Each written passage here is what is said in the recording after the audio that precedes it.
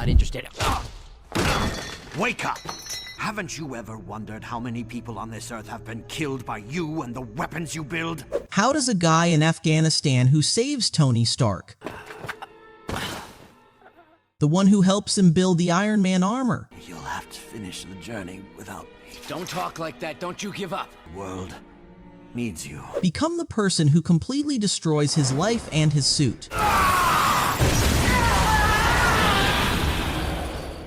Stay with me because today we're maxing the insane story of Iron Man anime. Let's get into it. Tony Stark lands his private jet directly in Japan for his business meetings. When he touches down, he meets Dr. Tanaka and they board a car heading toward Laboratory 23. Now, Tony's already making his movies, flirting with her, telling her he didn't expect a woman to be his right hand. But here's the thing, Dr. Tanaka wants to talk business. She's professional, she's focused. And Tony can't stop playing the playboy, so she has to shut him down and remind him he's got a meeting to attend. They meet Minister Curoda at an ARC station built right beside a US military base. Tony's pitching his vision here, his technology, the Japanese plant, how it's all crucial for world peace. It's compelling stuff. But then Curoda asks the real question, why are you retiring so soon? Tony tells him it's for world peace, and he's already started working on his new Iron Man prototype that he's going to reveal very soon. He's got his mind made up. When they finally reach the lab, Dr. Tanaka shows him the progress 90% complete, but there's a catch. They need plutonium to finish that last 10%. Tony says he'll figure it out. Then Dr. Tanaka hits him with something important. He'll have to win the hearts of the Japanese people, and that can only be done with humanity, not machines. That's wisdom right there. But Tony's not really listening. He's back in his office getting a message from Pepper Potts that his Iron Man prototype is ready. Now he's excited. He's going to provide unlimited energy to Japan. Meanwhile, over at a media house, editor Nomura is scolding his reporter Nanami for not bringing good news. He throws a newspaper on her table. Tony Stark is still in Tokyo. That's her story. That's her shot. On the other side of the city, Tony introduces his new prototype Iron Man suit to the Japanese military. They test it with missiles attack after attack. The suit doesn't get a scratch. It's completely intact. When Tony comes out of the facility, the media swarms him, and he treats those reporters like fools, just like he does with American reporters. One headline only, unlimited energy for the Japanese people. He's retired as Iron Man. The suit's going on a shelf at his house. Then Nanami steps forward to ask him questions. Her foot slips. She falls directly into Tony's arms, and Tony immediately tries to flirt with her. But the moment she hears what he's saying, she slaps him right there in front of everyone, calling him a pervert and a playboy. Tony then puts on a demonstration of his Iron Man suitio showing off the performance to the people of Japan. It's a spectacle, but then something goes wrong. There's a problem in the suit. He crashes and falls hard to the ground. Nanami comes to help him. Tony asks her for a ride. She agrees, but only if he gives her an interview. She sits in front of him but doesn't know what to ask first, so Tony asks her what the Japanese people think of him. She tells him they think well of him, but they also believe he's a cunning American agent. Then she asks what kind of girls he likes. Tony thinks this is flirting, so he starts flirting back with her. Nanami gets startled, immediately hits the brakes. Tony gets out of the car, thanks her, and leaves without giving the interview. He goes back to researching his prototype, trying to figure out where the problem came from. Then he gets a call from Dr. Tanaka. She tells him the military is examining his suit. If they find any results, she'll share them with Tony. Inside the facility, a soldier tries on the suit and uses its repulsors. Then he suddenly starts experiencing a problem. He gets up and begins attacking his own soldiers. When Tony hears this news, he immediately understands what's happened. Someone has hacked the operating system of his suit. Tony slowly connects the dots and tries to form a pattern. The prototype suit then attempts to break out of the facility. Dr. Tanaka quickly closes all the doors around it. Seeing this, Tony suits up again and rushes to the facility. As soon as he arrives, he attacks the prototype and they both start fighting. Tony hits it with everything he has, firing all his repulsor charges. But just as he's about to reach the suit, a figure in a mechanical Scorpio suit attacks him from behind. The pilot tells Tony he's from the Zodiac group. Just as he's about to strike Tony with his stinger, Tony dodges the attack and fires back with his hand repulsor so fast and so hard hard, the mechanical Scorpio is completely destroyed on the spot. When Tony turns back to his prototype, he sees that it has already disappeared. From this moment, Tony realizes that he cannot retire so easily. Later, we see some unknown people heading to a secret hideout to steal something. Meanwhile, Nanami is in the morning doing research on Tony Stark. The news breaks on her TV. Tony Stark has been called to the Japan Parliament. He's going to be interrogated for illegal plutonium smuggling. Now here's where it gets interesting. Nanami doesn't hesitate. She's got her angle. She heads straight to the Parliament with her colleague. The minister confronts Tony with the details. 2 days ago, a ship carrying plutonium was heading toward Japan without military escort. Then it was attacked. The plutonium was stolen. And here's the problem. That ship was registered under Tony's company name. Tony immediately understands what's happening. Someone's setting him up. He tells the minister he didn't do this, and he says he'll find the plutonium and handle it. But the minister shuts him down. They've already prepared soldiers. They don't need Tony's help. When Tony's questioned in Parliament, he denies everything directly. He's not smuggling plutonium. As soon as he steps out, reporters swarm him. That's when he spots Nanami coming from his car, and Tony, being Tony, tells her she saved his life and asks her to dinner. Nanami agrees, but only because she needs an interview. Then Ichiro, her colleague, asks for photographs, and Tony makes an assumption. Ichiro must be Nanami's boyfriend. Nanami asks him the same question from Parliament. Tony doesn't answer. He stays quiet, and as soon as they reach the destination, he leaves. He's got bigger problems. He realizes he needs to fix his image, but first, he needs to find that ship. He finally locates it. Inside, he finds people unconscious. They tell him something attacked them, a mechanical monster, and it took the plutonium. That's when Tony gets attacked by a robot from the Zodiac group called Cancer. Tony doesn't waste time. He runs, and with his intelligence, he drops the robot in the water and escapes. He calls the minister immediately. There's a group behind this, the Zodiac, but the minister's response tells Tony everything he needs to know. The minister doesn't believe him. They're stout. The minister thinks Tony orchestrated all of this himself. Tony pushes forward. He finds another cargo ship and hacks the CCTV camera. He sees a recording of 4 people getting into a car, and from a distance, he watches the whole thing play out. Tony goes back to his office and identifies the car. Once he has the location, he gets in his supercar and starts following them. At the same time, Nanami on her 3rd attempt to interview Tony, and she's still coming up empty. That's when Ichiro sees Tony's car leaving their sight. He tells Nanami immediately, and they both decide to follow Tony. As soon as Tony realizes someone's tailing him, he accelerates. He tricks them, gets ahead, and pushes forward. That's when Nanami gets out of her car, grabs someone's scooter, and continues the chase. Tony calls the minister and apologizes. Traffic's about to get very messy. And then he does it. He hacks all the traffic lights. The 4 people in the car are forced to turn. Now they're on Tony's radar. As soon as Nanami spots Tony, she starts coming down the stairs. Tony fires 2 small missiles at their car. The car crashes, and Nanami and those 4 people end up at the same location. A biker appears between them. 2 of the people grab a box and start running. It's the plutonium. The biker confronts Tony, telling him this isn't America. This is Japan. You're breaking rules here. Nanami rushes to Tony and demands her interview. That's when a giant monster car appears and crushes the vehicles. Tony realizes the box near Nanami has the plutonium. The monster car targets Nanami. Tony doesn't hesitate. He suits up as Iron Man and attacks, but the monster car goes into stealth mode and becomes invisible. Tony and the biker manage to escape, but the giant robot returns. Tony immediately saves Nanami. Then he engages the monster robot. During the fight, he picks it up, spins it around, throws it in the air, and destroys it with a repulsive beam. After this, Nanami publishes a news article. She writes about racism and tries to improve Tony's image. When Tony sees it, he goes to Ichiro and gives him a message. Tell Nanami that Tony Stark sent her a bouquet, and in the letter, he writes that they'll be waiting for their 3rd meeting. In a separate scene, an officer named Magato is talking to the minister. He tells him that Tony Stark is someone who's willing to do anything for his work, no matter how many rules he breaks. The minister understands what he's implying, and then we see Nagato himself in a secret research lab, and the question becomes clear. Whose side is he really on? Because Nagato is working on something big. But on the same night, a random storm comes out of nowhere and causes massive damage to nearby buildings. The next morning, Tanaka shows Tony something new, an EMP device, and Tony likes it. The specialty here is that the electromagnetic field coming from it can overload any device. They watch it work together. Then, Tanaka gets a call from Professor Yamaguchi. His message is urgent. Save your life. Danger has come. He tells her that Professor Ono is gone. His car was hit by the storm. Over at the media house, editor Masuda is pushing Nanami and Ichiro hard. Stop wasting time. Do something. Nanami's thinking bigger picture here. A professor was hit by a storm yesterday. The same thing happened 2 days ago. There has to be a connection. 2 military aircrafts are preparing to land when a massive storm appears behind them. The storm doesn't just pass, attacks all the nearby military equipment. That's when Iron Man enters the storm. He encounters another mecha robot from the Zodiac group. The fight is intense, but the mecha robot is incredibly powerful. It catches Iron Man, throws him down, and says something cold. I have never seen a bigger devil than you. Nanami goes to meet Professor Sakamoto and finds Dr. Tanaka there. She discovers that Dr. Tanaka is working with Tony at Lab 23. Nami brings up the pattern she's noticed the deaths of these 2 professors, both caused by storms. And that's when Sakamoto's eyes change. He thinks of something old, a project from years ago called Tesla. A project designed to control any kind of weather. A team of many professors and scientists worked on it together, but the government didn't like it. They shut it down. Now that his old colleagues are dead, Sakamoto becomes suspicious. He says it clearly, my Tesla project was ceased, but it was never completely destroyed. That's when a massive storm hits their location. Destruction everywhere. Sakamoto faints under cardboard. Tony sends his suit for recovery. Then the chief of the safety team approaches him with anger. He tells Tony to leave this country. Everything that's happening, it's because of you. You come here, spend money, have fun. Go back to your old house, Mr. American. Then they see it, a bus about to fall.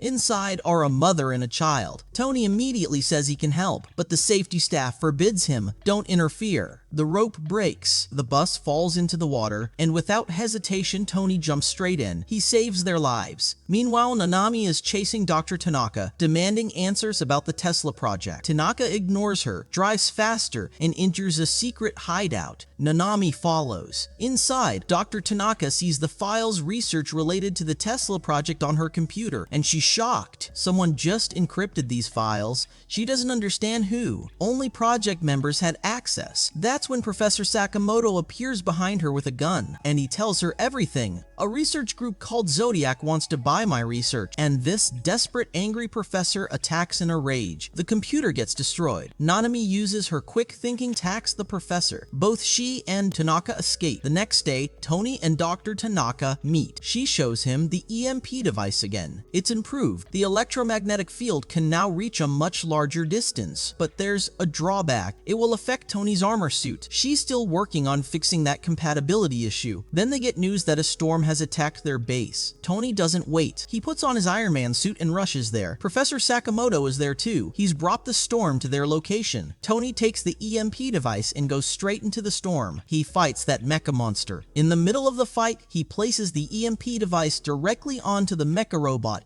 It shuts down both the robot and Tony's suit simultaneously. The storm moves away. Tony is falling, but at the last moment his system activates. He survives. Then the scene shifts back 5 years. Goons attack Tony Stark in Afghanistan. He takes his Mark I armor and fights back. He had a friend with him named Yinsen. Tony wanted to bring him along. Yinsen refused. But before this moment in Afghanistan, Tony was in front of a military warship. He showed the soldiers his latest creation, a new fighter jet called the Screamer. The military loved it so much they gave him the contract on the spot. Tony was heading home from his private helicopter, already counting his profits. But then a terrorist with a bazooka attacked. The helicopter crashed. The terrorists got Tony. They took him to their secret hideout. Tony's first instinct was to negotiate. How much money do you want? Tell me. I'm ready to pay. But these terrorists didn't want his money. They wanted him to build a biological or chemical weapon. And if he refused, they would inject him with a chemical that would destroy his body from the inside. Tony accepted the deal. He was nervous. He took out a coin from his drawer, and he realized something. 5 years have passed. In the present day, Nanami goes to meet a professional racer named Mr. Kawashima. He recently had an accident. He tells Nanami he's resting now, but as soon as he's better, he'll give her the first interview. Tony organized a party. Dr. Tanaka was there. The reason for this party was simple. The stock industry had entered the racing field. They were launching their own Formula One, and they did this deliberately to change their image. They didn't want people to see them as weapons manufacturers anymore. They wanted to be seen as something more. Dr. Tanaka asks Tony a direct question. Why are you talking about world peace now? Tony tells her about 5 years ago. A terrorist caught him. There he met a good man named Yinsen. Yinsen told him something Tony never wanted to hear. Innocent people lost their lives because of his weapons. Tony didn't understand him at first, but then Yinsen told him the truth about the device on his chest. The battery would only last a week, and suddenly Tony understood how it felt when death was staring at you in the face. That's when he realized something crucial. He had spent his entire life earning money from people suffering. Now he wanted to pay for that. He wanted to do good so the regret would disappear. An unknown person appears in front of the racer. He tells him something simple. I will get you ready to race again. Just do one thing for me. Kill Tony Stark. Tony and Nanami are watching the racer drive. The racer remembers that mission. Kill Tony. And as soon as the racer makes his move, he drives his car off the track straight toward Tony. That's when Logan Wolverine makes a dramatic entrance and saves both Tony and Nanami. The racer jumps ahead and runs away. The scene shifts back to the past. Tony tells Yinsen that he's built something new, a more powerful arc reactor. It has enough power to charge his new armor easily. Yinsen listens and says something cold. I'll accept your decision based on a coin toss. Tony wins the toss. He tells Yinsen he's going to take a shower and have a drink. Yinsen's response cuts deep. This is wrong. People like you have destroyed this area. Afghanistan was a beautiful country, but you money-hungry people destroyed it. Back in the present timeline, Logan tells Tony something critical. Zodiac's people are turning normal humans into zombies. He gives Tony a pen drive. It will be very useful. The next day, Tony takes his car for a drive. He sees Nanami following him. He immediately suits up, reaches the area, and tells Nanami he'll do the interview later. He looks down from above and sees the racer. The racer tells him to follow. Tony goes inside alone. A giant mecha robot attacks him. But here's the thing, no one else is piloting this robot. The racer is driving it himself. Their fight is devastating. The destruction is immense. The racer is about to finish Tony. And then Logan appears again, saving Tony once more. Tony destroys the mecha robot there with his high energy beam. As soon as he leaves, he gives the racer to Nanami and tells her to take him to the hospital. Logan also thanks Tony. Tony sees his prototype from a distance and then he goes behind it. Both of them have a mid-air fight. The prototype punches Tony directly and throws him down. Tony is unconscious. We go back to the old timeline. Tony has made his Mark I. Now the energy will be put into his arms from the arc reactor. A terrorist comes and fires 2 shots at Yinsen. Yinsen kills that terrorist and comes forward with his gun to give himself some more time. But then some terrorists catch Yinsen. Tony comes to save him. Tony kills those enemies and tells Yinsen to come with him. But Yinsen's time was up. He tells Tony to pay attention to his world peace mission,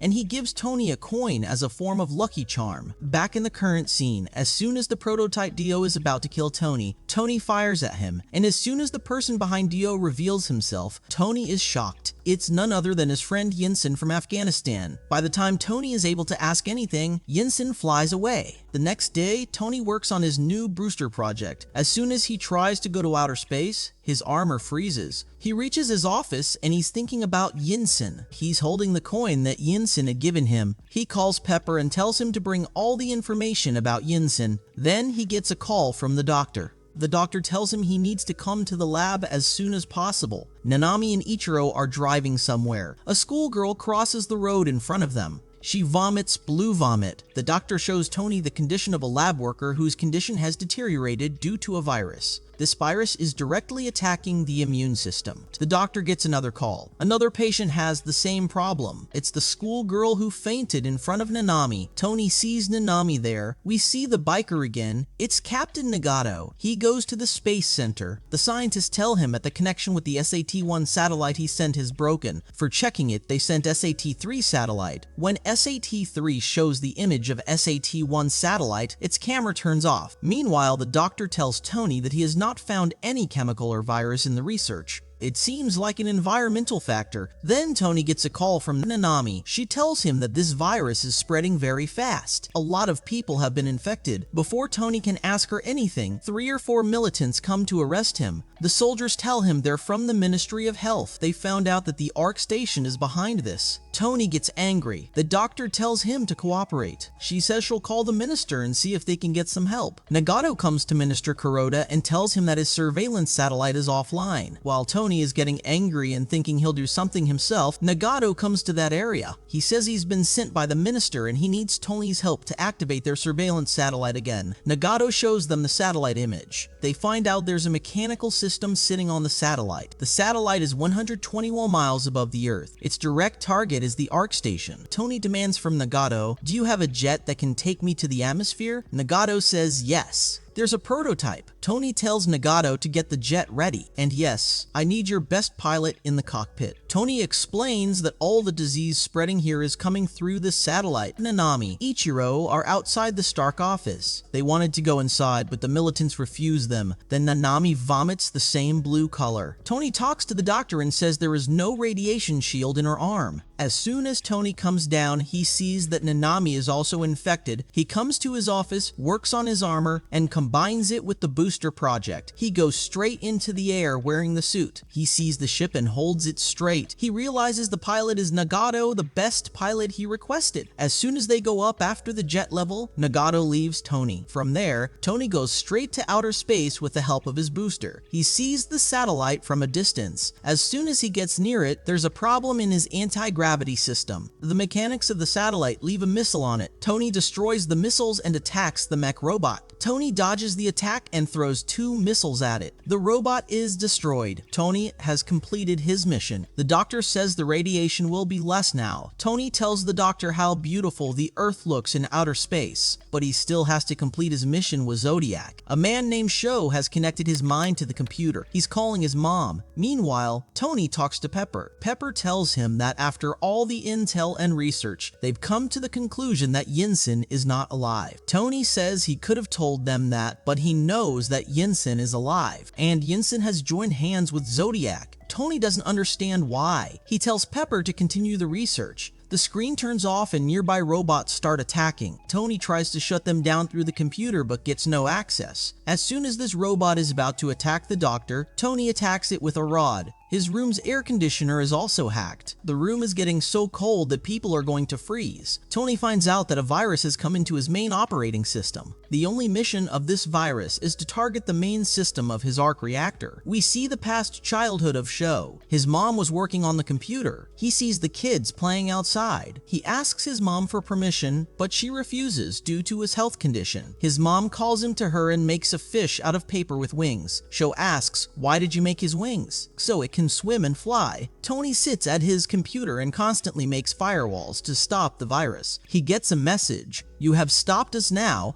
but you will not be able to stop us for a long time." Nanami and Ichiro see that someone has hacked the traffic lights. They get a call from their media editor. The editor tells them that someone has also hacked the railway's operating system. The operating system of the ATM machines was also hacked. A lot of notes are coming out. That's what I call jackpot. 2 fighter jets are flying and their operating system has also been hacked. Nagato and the minister are looking at their new suit Rimon Zero. Nagato asks for permission to use it. The minister refuses because this is a plan B for them. The doctor and Tony find out that whatever is happening around them is happening because of his firewall. Tony immediately tells the doctor that she will have to deactivate the firewall. If she does this, the virus will come directly to the main core of the arc reactor. To stop it, Tony puts on his suit and connects it to the computer so the virus comes inside his suit instead of going to the core of the Ark Station. As soon as the virus comes, Tony gets worried and immediately leaves the building. The scene shifts. Sho has a lot of hatred for Tony. He remembers his childhood days when he was playing soccer with his friends. His leg slips and he falls. His mom saves him and says, "Your disease makes you very fragile." She gives him good teachings. Helping the weak is your clean heart. Sho promises his mom that he will become a good man and never become someone who hurts people. Tony is on the outer earth, but mentally he is fighting a virus. Sho remembers that his mom left him because of working too much, but he keeps his promise to his mom. He takes his mom's place and now he works on the computer. He meets an unknown member of the Zodiac group. The member tells him, "We will give you financial support. In return, you will have to do our work. You have to support the good." For a long time, there is a big company called Stark Industries, which is destroying innocent people by making military weapons. We want you to completely destroy Tony Stark. With the hatred given by Zodiac, Sho attacks Tony Stark. During the fight with Tony, Sho reads his memories. He sees that Tony had promised Yinsen that he would work for the good of the people. After hearing this, Sho remembers his promise to his mom: don't keep any hatred in your heart for anyone. Sho doesn't understand whether he is doing wrong or right. The virus is automatically removed. Sho thinks, crying, that he has fulfilled his mom's promise. As soon as Tony comes down to Earth, 2 drones attack him. As soon as he escapes from the drone, Nagato comes in front of him wearing his Ramon Zero. A mecha robot comes between Nagato and Tony, about to attack him. Ramon Zero destroys it. Before Tony can ask Nagato anything, he flies away. Tony takes a shower and thinks about who he was and why he helped him. He sees Dr. Tanaka on the screen. As soon as he goes out, Tony is shot with a tranquilizer gun and falls unconscious. Meanwhile, Nanami and Ichiro are driving home. They see Tony's car from the side. They follow it. That's when a monster attacks them. As soon as they come out of their car, it's completely destroyed. They come running to Tony, but Tony's not in Tony's car. They see a small ship going away from them. Nanami immediately calls the police and gives information about what happened. Tony and Tanaka open their eyes. They're in a small house together. As soon as they come out, they realize they've become prisoners on an island. There's only trash lying around. That's when Tony has a chest pain. His arc reactor has been exchanged for a normal battery. Yinsen comes there. Tony asks him, "Why are you doing this?" Yinsen says, "The old Yinsen is no more. I am now with Zodiac." He shows Tony his arc reactor. He also says, "The battery in your chest will only last a few more hours." So Yinsen offers him a choice: either join hands with Zodiac and take his arc reactor back, or else watch yourself die. Tony and the doctor are under a tree. Tony says he can't believe that the person who completely changed him, Yinsen, is now with Zodiac. He's against his own ideology now. The doctor tells him that she has a phone, but there is no tower here. Tony makes an internet link from the trash around him and tries to get a network from that connection to the phone. Yinsen tells him that he has jammed all the networks around him. Yinsen is sitting in a yard of the same island. Tony makes a motorboat with the help of his brain and the trash around him. He and the doctor try to get out, but that's when another mecha robot attacks them. The doctor saves Tony and praises him that he's still alive despite all the trouble.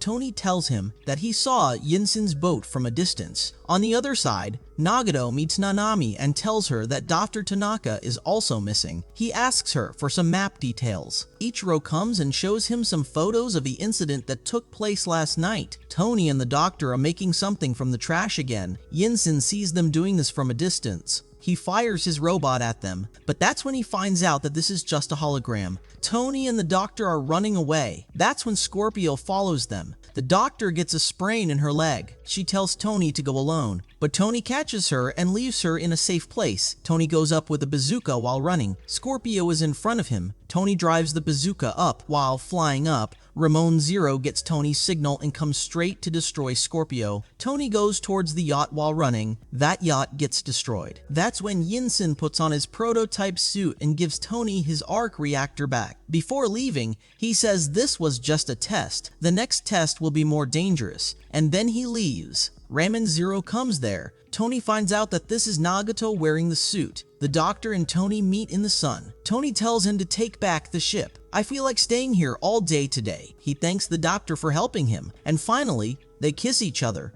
We see soldiers who came to some kind of hideout. There's an incubator kept there. A big monster attacks them. Tony asks the doctor for lunch, but she refuses. The doctor feels like she kissed Tony wrong. Suddenly, a girl comes in front of Tony's car. She comes to Tony and says, "Finally, I found you. My name is Aki. and I ran away from the Zodiac group. Tony treats her to dinner and asks what help she needs. She doesn't tell him much, she just shows him what kind of power she has. She tells Tony that she has come to meet him because he is the biggest threat to the Zodiac group. Tony asks if she is an agent of Zodiac. She starts crying. Nagato goes to the same hideout where the military soldiers had an accident. A soldier comes and gives Nagato a flash drive. Aki sleeps quietly. Tony calls Nanami and says, "I need you to come tomorrow morning." Tony wakes up and sees that Aki is missing. He runs downstairs and sees Aki cleaning the room. By mistake, she destroyed some of his important documents. Aki presses some buttons, which makes Tony worried. Dr. Tanaka comes to meet Tony. Aki opens the gate and says, "I am Tony Stark's daughter." Dr. Tanaka is shocked and realizes that she has done wrong. Aki feels jealous of Tony and Tanaka and sits next to Tony. Tanaka gets so irritated by Aki's actions that she leaves. Tony doesn't like this, so he explains it to Aki. Hearing this, Aki feels bad. Her energy is released, which makes Tony fall down. Nanami comes to the orphanage and asks a nun about Aki. After hearing the whole thing, Nanami calls Tony and tells him that 2 years ago, Aki's parents were killed in a plane crash. Aki was sent to this orphanage. 6 months ago, some people came and took Aki with them. And finally, Nanami tells Tony that they are not the first ones to come here to interrogate about her. Tony looks for Aki, who is watching the kids play. Tony asks, "Won't you go and play with them?" Aki says, "If I play with them, they will be in trouble. I don't know how to control my powers, and that's why my parents left me." Tony picks her up on his shoulder and says, "Let's not talk about the past from now on. Let's have some fun." It's evening while playing. Nagato comes to Tony and says, "Give me Aki's custody." As soon as Tony refuses, they make him unconscious. When Tony opens his eyes, he's in a moving truck. Nagato says, "We just want to control Aki's powers." Her brain generates electromagnetic fields that can disturb the iron in human blood. The Zodiac group wants to take advantage of this. Aki starts screaming in her dream that Virgo is coming, and then we see that a flying face is attacking her. Nagato fires a bazooka at her, but it was of no use. Then Tony takes Aki and goes away. He takes a lift and drops him directly at Dr. Tanaka's office. And then Virgo is flying towards Tony, so he immediately wears his suit and attacks him. Tony's missiles hit Virgo, but Aki gets hurt. Then Tanaka tells Tony that Aki's brain is connected to that thing, and then Aki's eyes open there. She attacks Tanaka and comes out. And as soon as Virgo was about to attack Tony, Aki comes in the middle and stops the attack, and then Ramen Zero comes there and attacks him. When Tony gets frustrated, he starts fighting him, and then Virgo takes Aki and puts her inside, and her radius increased so much that things around her were being destroyed. Seeing this, Dr. Tanaka activates her EMP shields. Seeing this, Tony goes straight for that red radiation, and from there, he saves Aki from Virgo, and we know that Aki is completely fine. She's forgotten everything about Tony and the Zodiac, and she has lost her powers, and the benefit of her amnesia is that she will be able to live her childhood happily, and this is how Tony completes his mission. The story shifts to Yinsen. A girl named Sonda comes and saves him. Sonda helps Yinsen. She was also very popular among the children around. After a year, Yinsen stayed with them. Yinsen thought of them as his family. The children there also thought of Yinsen as their own. Nanami, whom Tony had called, comes to complete her interview with him. During the interview, Tony tells her how his main mission is to become an unlimited power source, so that the dependence on oil and fossil fuels is completely removed. Some soldiers are taking plutonium. That's when Yinsen attacks them with a prototype armor. When this news reaches Minister Curoda, he immediately calls Tony. Nagato wants to wear Ramon Zero again, but the minister doesn't give him permission. Tony reaches the place of the incident. He searches and goes to the plutonium. He sees that Yinsen is also there. The fight starts in midair between the two. Tony repeatedly explains to Yinsen that Zodiac is controlling him. Yinsen repeatedly tells him that he is no longer the old one. Insolent people like Tony have made him wrong. As soon as he's about to kill Tony, the military comes and attacks him. Yinsen orders his Sagittarius robot. It attacks the military. During the fight, that Sagittarius mecha robot disappears. Yinsen also disappears with the plutonium. Minister Curoda talks to Tony and tells him that the US has already betrayed Japan twice by dropping nuclear bombs. This will be your last chance to prove yourself. Tony meets Nagato. Nagato tells him that the whole lab has been locked down. Even he's not getting permission to access his suit. Tony gets a call from Yinsen. Yinsen tells him why he became evil. Yinsen fell in love with Sonda. For this reason, Yinsen did not want to go to her wedding, so he watches her wedding from a distance. Everyone was very happy, but at the same time, 4 or 5 helicopters of Stark Industries came and attacked them with missiles. Everything is destroyed. All the people die. Tony understands now why Yinsen became evil. Yinsen tells Tony that for the second time, his missiles destroyed his life. At the end, he calls Tony and says, "We will meet in the next 10 minutes. Both of them are in the air. Both have a very brutal fight." Tony tries to make him understand again, but Yinsen doesn't listen. He thinks Tony is a monster and beats him more. We see that scene when everything was destroyed. An unknown man of Zodiac comes to Yinsen. He shows him a clip of how he helped Tony, and Tony is now destroying his suit.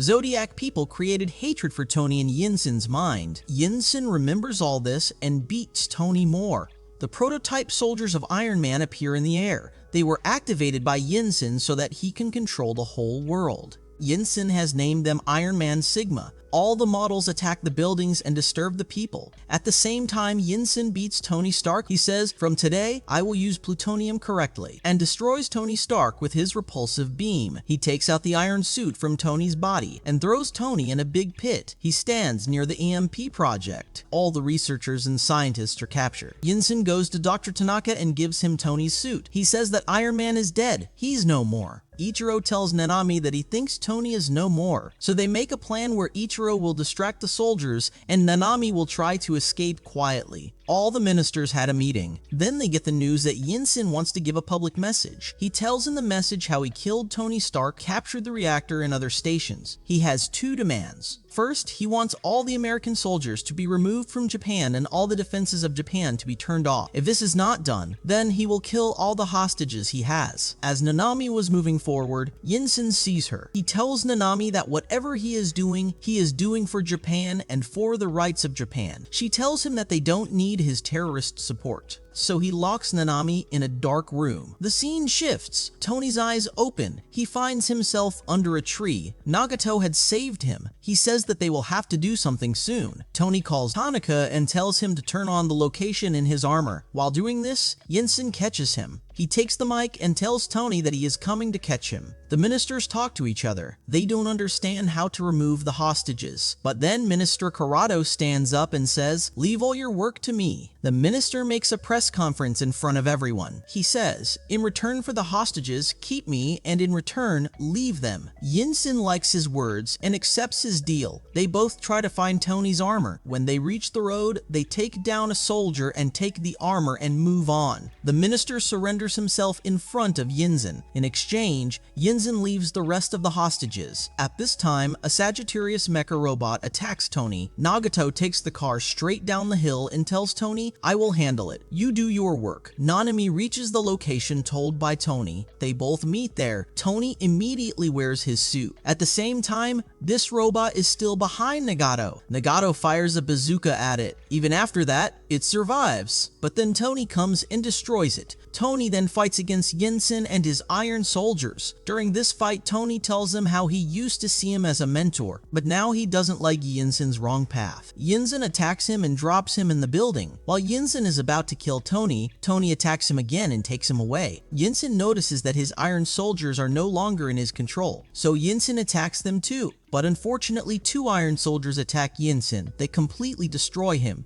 At the end, Tony asks Yinsen why he joined Zodiac. He tells him that he wanted to bring some change in the world, but he didn't know that he would come to this wrong path. Before dying, he tells Stark, "You are smarter than me. I want you to establish world peace." And by saying this, he leaves Tony. Tony leaves him and promises that he will destroy Zodiac. Tony meets the minister and thanks him for saving people at the right time. The minister says that now the condition has worsened a lot. People think that Tony is a member of Zodiac. Nagato comes and says that Tony is now in custody. Stark says there is nothing like that. He wants to talk to the US Embassy. Stark is taken to a bus where only Stark and Nagato are. Dr. Tanaka is there coding something. Her eyes are completely red. It looks like she is in someone's hypnosis. When Dr. Tanaka gets up, she realizes realizes that there is a high voltage in the I reactor. On the other side, the security has been breached. Zodiac soldiers have taken over the area. The fighter jet pilots have also been controlled. They directly put a missile in the Parliament building. News of this comes on TV. Zodiac gives a message. He says that now the whole of Japan has come under them. They want Tony Stark to be released. Hearing this, Nagato asks Tony what all this is. Tony says this is just their plan. Nagato gets a call from the minister. He tells him that the situation has become very hard. Now there is only one way, and that is to kill Tony. Nagato gets scared and does not understand what to do. Tony puts a watch in his hand at the bus entrance. There is a blast there and Tony escapes. Tony comes to his underground office. The doctor tells him that it feels like someone has controlled her. Tony tells her to stay calm. Tony immediately sits in his car and wears his suit. On the other side, Zodiac soldiers catch the doctor. Nagato wears his Ramon Zero suit. Nagato attacks Tony. Their mid-air fight begins. Then they both land on the ground. Tony tells him,